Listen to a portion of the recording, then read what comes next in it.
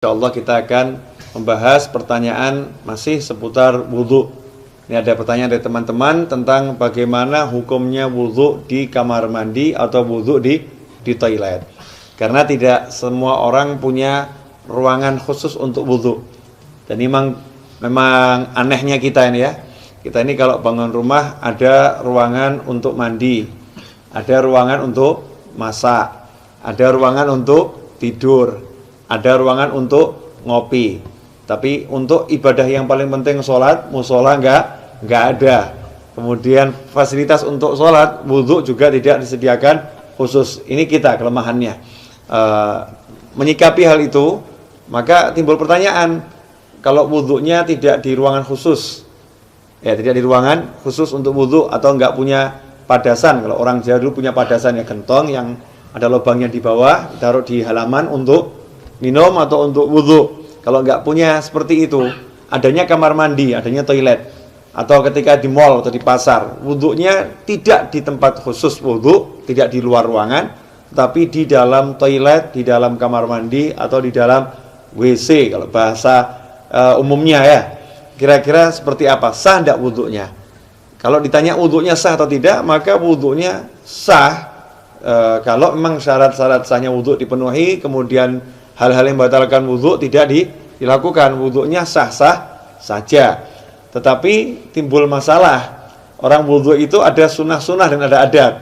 Di antara sunnah-sunnahnya adalah membaca Bismillahirrahmanirrahim di awal wudhu seperti yang sudah dijelaskan. Kemudian nanti ada doa setelah wudhu.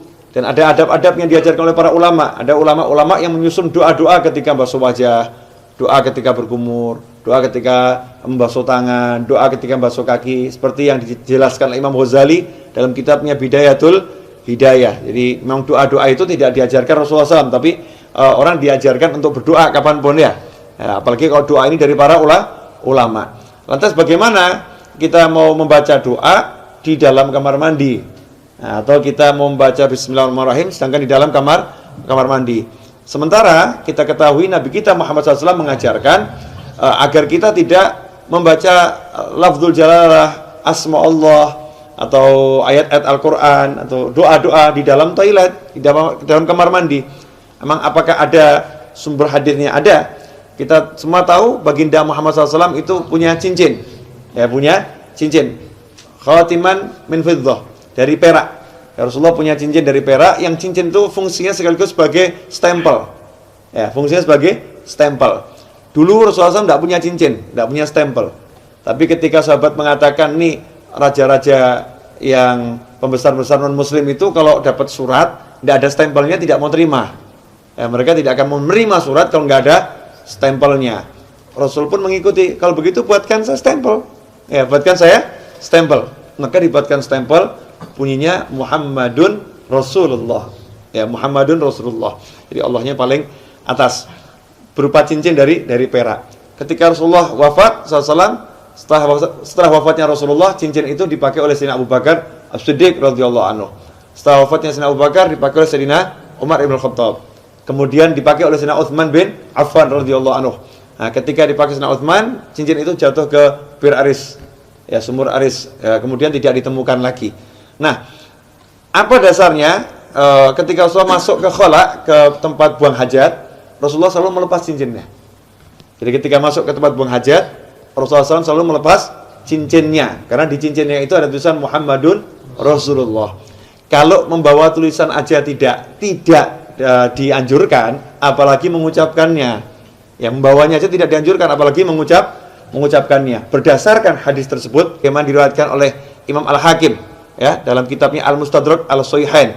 Di situ beliau menyatakan, anna Rasulullah labisa khatiman naksuhu Muhammadur Rasulullah fakana idza dakhala al-khala wada'ahu. Kata Al-Hakim dalam kitab Al-Mustadrak, Az-Zuhri menyebutkan bahwasanya Rasulullah SAW punya cincin yang tulisannya adalah Muhammadun Rasulullah.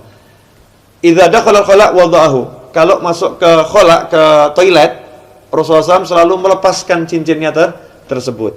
Hadis ini sahih menurut syarat Imam Bukhari dan Muslim, tapi tidak dicantumkan dalam kitab hadis Bukhari maupun Muslim. Maka ditulis oleh Al-Hakim dalam kitabnya Al-Mustadrak yang disusulkan, ya hadis-hadis yang diusulkan. Sebetulnya menurut Bukhari dan Muslim sahih, tetapi belum atau tidak dicantumkan dalam kitab Bukhari maupun kitab Muslim. Nah, hadis ini menunjukkan memang kalau masuk kamar mandi jangan bawa tulisan yang mengandung nama Allah atau nama Rasulullah Shallallahu Alaihi Wasallam. Dari sini ulama kemudian mengambil kesimpulan kalau membawa tulisan nggak boleh, apalagi membacanya. Bukan haram ya, tidak boleh dalam arti tidak beradab atau kurang sopan. Karena itu seyukyanya jangan berwudu di toilet, seyukyanya. Cari tempat wudu yang memang betul-betul untuk wudu. Kalau tidak adanya toilet, barulah silahkan wudu di toilet atau di kamar mandi atau di WC.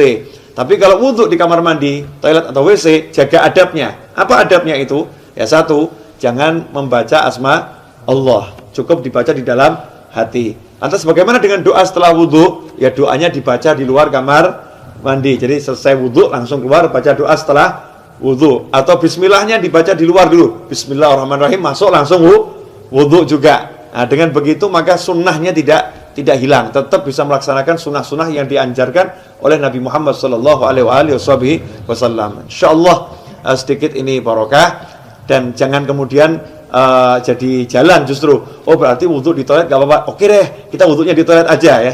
Jangan seperti itu. Usahakan wudu di luar toilet agar bisa melaksanakan banyak sunnah. Kalau memang terpaksa baru berwudu di toilet. Wal afu minkum. Wassalamualaikum warahmatullahi wabarakatuh.